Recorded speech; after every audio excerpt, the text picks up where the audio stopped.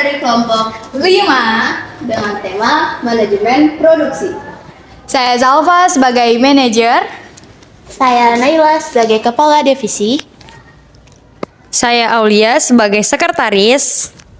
Saya Sela Sevira sebagai peran pendukung.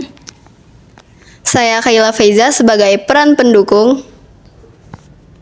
Saya Muhammad Raditya sebagai peran pendukung. Sebuah kantor desain modern berusaha untuk merintis produksi tas ramah lingkungan. Jalpa, Aul, dan Nela mengatasi tantangan dari bahan baku hingga teknologi CID. Melalui TM Building, implementasi teknologi di pabrik hijau, dan kolaborasi saat tantangan muncul. Mereka menciptakan tas inovatif. Kemarahan produksi memperlihatkan kesuksesan, membuktikan bahwa keberlanjutan dan teknologi bisa harmonis. Sekian dari saya, terima kasih.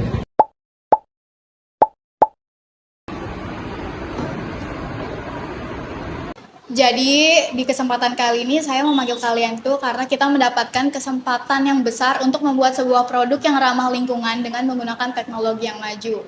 Jadi Naila, apakah kamu mempunyai ide untuk membuat produk ini dengan menggunakan teknologi dengan bahan baku yang ramah lingkungan? Nah, jadi sini saya akan menjelaskan tentang konsep.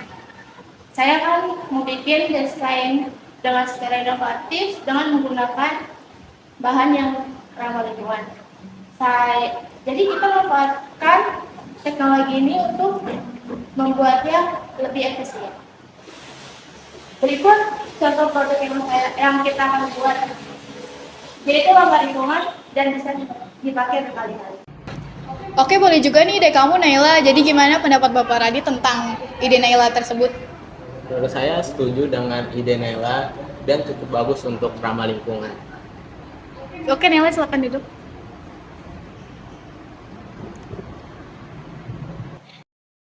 Jadi sekarang Aulia, bagaimana pendapat kamu tentang kita menghadapi pemasokan bahan baku produk ramah lingkungan ini? Oke, menurut saya kita bisa bermitra dengan penyediaan bahan baku daur ulang. Selain itu, kita dapat membentuk tim untuk mengelola rantai pasok secara berkelanjutan. Oke, menurut saya rapat kali ini sudah cukup ya. Jadi silakan kembali ke ruangannya masing-masing. Terima kasih. Baiklah, langkah selanjutnya untuk konsep tas yang akan kita buat bagaimana ya? Bagaimana kalau kita diskusikan desain ini lebih rinci? Kita bisa menggunakan teknologi CID untuk membuat gambar kerja digital sebelum produksi fisik. Perlu dipertimbangkan juga pemilihan bahan yang ramah lingkungan. Kita bisa memastikan bahwa setiap tahap produksi meminimalkan dampak lingkungan. Bu Naila, bagaimana menurut Ibu bahan apa sih yang cocok buat tas yang bakalan kita produksi? Bahan yang cocok yaitu kanvas atau bahan organik yang dapat didaur ulang, itu pilihan yang terbaik. Kita juga bisa mempertimbangkan pewarna alami, mungkin dari tanaman atau limbah organik. Sarannya bagus. Bagaimana dengan rantai pasok bahan baku? Mungkin kita bisa bekerja sama dengan produsen yang memiliki praktik ramah lingkungan. Saya setuju dengan Kayla.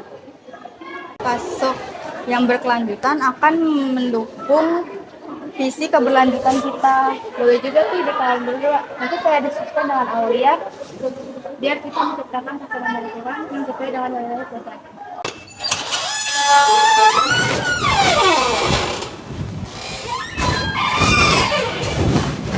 Gimana produksi hari ini Bu Fabiola? Apakah hari ini ada ide untuk produksi? Saya dapat ide dari kawan lainnya. Idenya itu dengan menggunakan teknologi CID agar menciptakan gambar kerja yang bagus. Kamu invite ke kawan lainnya untuk mendapatkan desain yang nyata. Oke, baik Naila, saya akan informasikan ke karyawan-karyawan lainnya. Saya juga mempunyai informasi, yaitu stok yang berkelanjutan akan memastikan ketersediaan bahan baku dan pengelolaan limbah yang baik agar ramah lingkungan. Oke, sekarang kita lihat produksinya.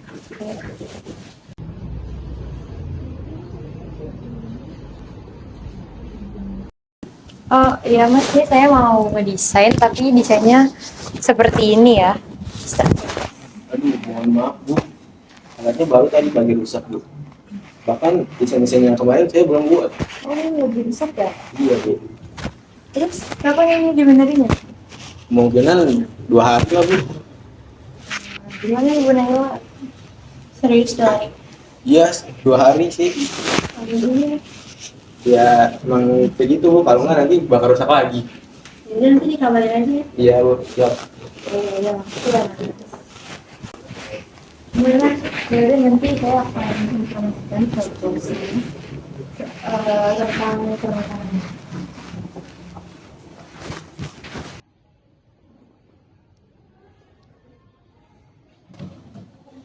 Oh iya, sini dong, saya mau nanya sebentar. Gimana produksi aman nggak?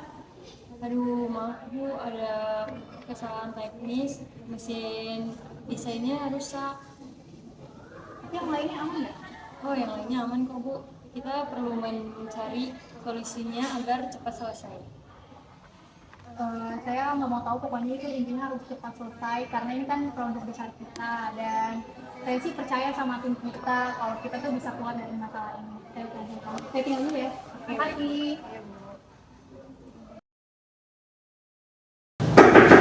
Masuk.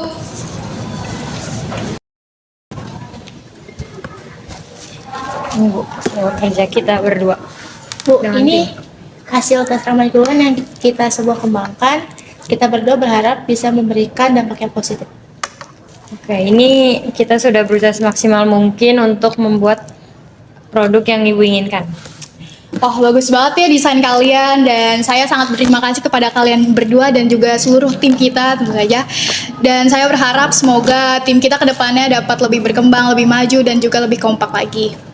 Dan karena proyek kali ini berhasil, saya akan membuat pesta kecil-kecilan bersama tim. Terima kasih ya telah bekerja sama. Terima kasih para teman-teman sudah membantu proyek kita berdua. Ya, sama aja ini juga berkat karena kerjasama kita bareng. Makasih juga buat Bapak Nadine sudah membuat desain.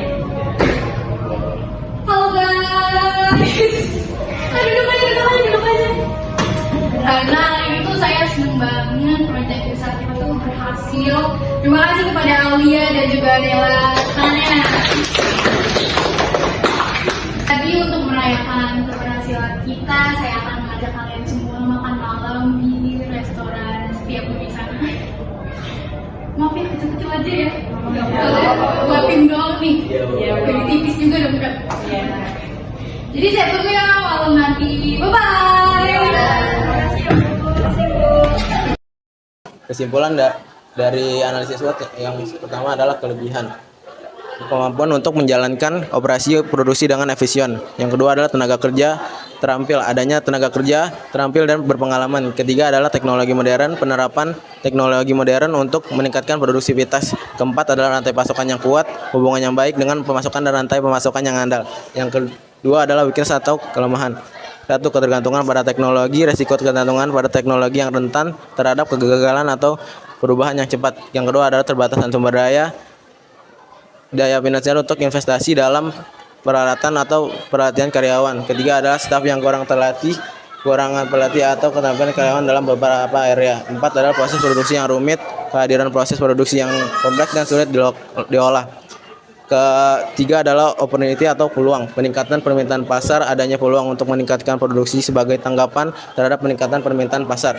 Kedua adalah inovasi produk, kemungkinan untuk mengembangkan produk baru atau meningkatkan produk yang sudah ada. Ketiga adalah ekspansi internasional, peluang untuk ekspansi ke pasar internasional. Keempat adalah aliansi strategis, kemungkinan untuk membentuk kemitraan atau aliansi strategis dengan perusahaan yang lain. Terakhir adalah threat atau ancaman. Satu, persaingan ketat, persaingan yang intensif, dan persaingan yang dapat mempengaruhi pasang pasar. Kedua, ada perubahan regulasi, ancaman dari perubahan regulasi atau kebijakan pemerintah yang dapat mempengaruhi proses produksi. Yang terakhir adalah bencana alam atau ancaman dari bencana alam atau kejadian terduga lainnya yang dapat menghentikan produksi. Dengan mempertimbangkan faktor-faktor tersebut, manajemen produksi dapat mengidentifikasi strategi untuk memanfaatkan kelebihan, mengatasi kelemahan, mengejar peluang, dan menghadapi ancaman. Time